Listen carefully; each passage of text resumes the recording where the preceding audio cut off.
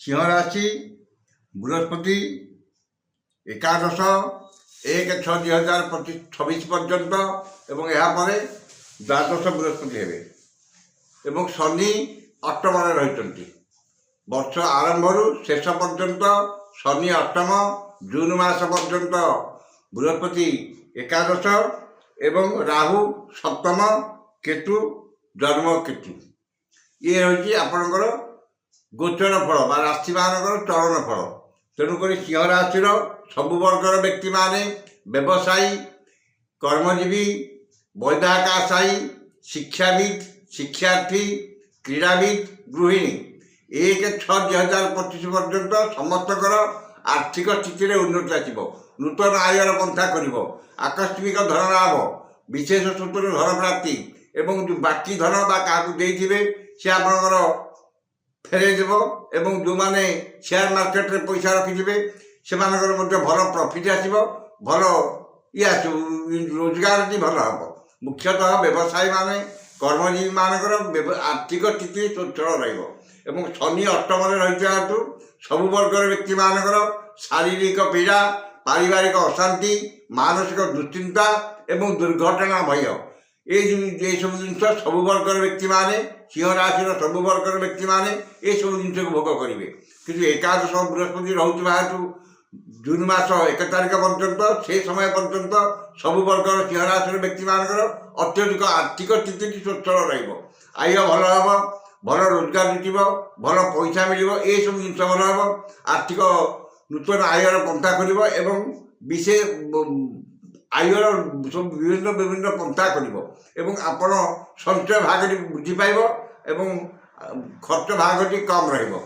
शनि अष्टम रही हेतु शारीरिक पीड़ा पारिवारिक अशांति मानसिक पीड़ा एवं दुर्घटना भय रही ये सब जिन सबु वर्गर व्यक्ति मान करेंगे। प्रथम आम जाना व्यवसाय मानकर आयर उन्नति घटव नूतन व्यवसाय कि व्यवसाय शाखा बढ़ाई व्यवसाय शाखा बढ़ाई सुजोग जुटव से धन को संचय करेंगे कौन से आर्थिक संस्था धन को विनियोग करेंगे कि शेयर मार्केट रे धन को विनियोग करेंगे एवं नूतन आयर पंथा कर व्यवसाय शाखा बढ़ाई पारती कि आउ गोटे अलग गोटे व्यवसाय कर कर्मजीवी मानकर कर्म उन्नति आसो प्रमोशन हो पारे कि दरमार किसी वृद्धि घटी पारे कर्म समस्त पसंद योग्य हम पदस्थ अधिकारी कृपा लाभ करेंगे सहकर्मी सद्भाव प्रतिष्ठा हम जो मैंने नूतन कर्मपाई आशायी अच्छा से नूतन कर्मर सुजोग सृष्टि हम बारंबार व्यवसाय कर्म असफल होते से नूतन कर्मसंस्थान जुटव से जो मैंने चाकरी अच्छे से प्रमोशन कि दरमार किसी वृद्धि अलग किसी सुविधा सुजोग से पाइबे। वैवाहिक आशायी मानकर जो मानकर बह विलम्ब घटी बह हो पारि ना बहुत समय जो व्यवसाय होता ठीक ठाक हो पारि ना ठीक है आप भांगी जाऊँगी से वैवाहिक आशायी पुओ झील मानकर बह कर्म संपन्न हम 1/6/2026 भितर एवं जो मैंने प्रेम संपर्क अच्छा से प्रेम सफलता पाइबे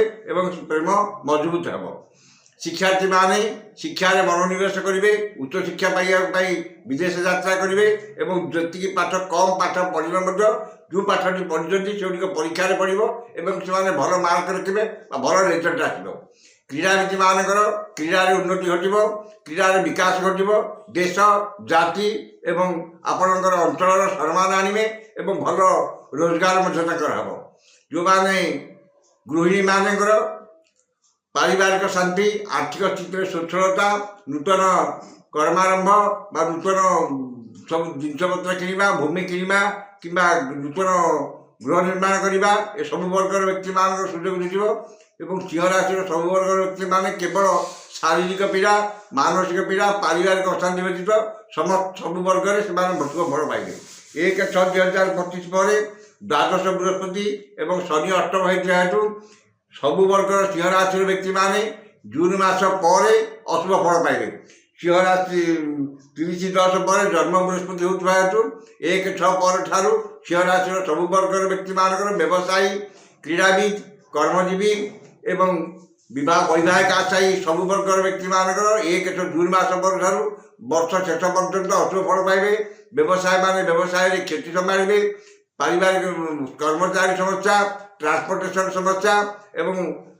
ଜିନିଷ କିଣା ବିକାରେ ସମସ୍ୟା ଏବଂ ଆର୍ଥିକ ସ୍ଥିତିରେ କିଛିଟା ବ୍ୟତିକ୍ରମ ଘଟିବ ବା ଯେତିକି ଆୟ ହେବ ତାଠାରୁ ଅଧିକା ଖର୍ଚ୍ଚ ହେବ ଏବଂ କର୍ମଜୀବୀମାନଙ୍କର କର୍ମରେ ଅବନତି ଘଟିବ ବା କର୍ମ ପ୍ରତି ଅନାଗ୍ରହ ଭାବ ପ୍ରକାଶ ପାଇବ ଏବଂ ସମସ୍ତ କର୍ମରେ ଅଯଥା ବିଳମ୍ବ, କର୍ମ ପ୍ରତି ଅନାଗ୍ରହ ଭାବ ଏବଂ ଯେତିକି ପରିଶ୍ରମ କରିବେ ସେ ଅନୁସାରେ ଫଳ ପାଇବେ ନାହିଁ। ଏବଂ ଯେଉଁମାନେ ଚାକିରି ଆଶାୟୀ ସେମାନଙ୍କର ଚାକିରିରେ ବିଶେଷ ସଫଳତା ମିଳିବ ନାହିଁ ଏବଂ ସେମାନେ ନୂତନ କର୍ମ ନିଯୁକ୍ତି ପାଇବାରୁ ବଞ୍ଚିତ ହେବେ। ବୈବାହିକ ଆଶାୟୀମାନଙ୍କର 1/6/2026 ମସିହା ପରେ ଆଉ ବିବାହ ସମ୍ପନ୍ନ ସହଜ ସାଧ୍ୟ ହେବ ନାହିଁ ଏବଂ ବିବାହ ବାରମ୍ବାର ଭଗ୍ନ ହେବ, ସୁବିଧା ସୁଯୋଗ ଆସିବ ନାହିଁ ବିବାହର। ଯେଉଁମାନେ ପ୍ରେମ ସମ୍ପର୍କରେ ଅଛନ୍ତି ପ୍ରେମରେ ଭଟ୍ଟା ପଡ଼ିବ ଏବଂ ସେମାନଙ୍କ ବ୍ରେକଅପ୍ କିମ୍ବା ଭାଙ୍ଗି ଯାଇପାରେ। ଶିକ୍ଷାର୍ଥୀମାନେ ଶିକ୍ଷାରେ ବିଶେଷ ଉନ୍ନତି କରିପାରିବେ ନାହିଁ। ସେମାନଙ୍କର ଯେତିକି ପଢ଼ିବେ ସେ ଅନୁସାରେ ରେଜଲ୍ଟ ଆସିବ ନାହିଁ ବା ଯାହା ପରିଶ୍ରମ କରିବେ ସେ ଅନୁସାରେ ରେଜଲ୍ଟ ଆସିବ ନାହିଁ। ଗୃହିଣୀମାନେ ଶାରୀରିକ ପୀଡ଼ା, ଆର୍ଥିକ ସ୍ଥିତିର ସମ୍ମୁଖୀନ ହେବେ ଏବଂ ପାରିବାରିକ ଅଶାନ୍ତି, ଶାରୀରିକ ପୀଡ଼ା ସମସ୍ତ ଭୋଗ କରିବେ। 1/6/2025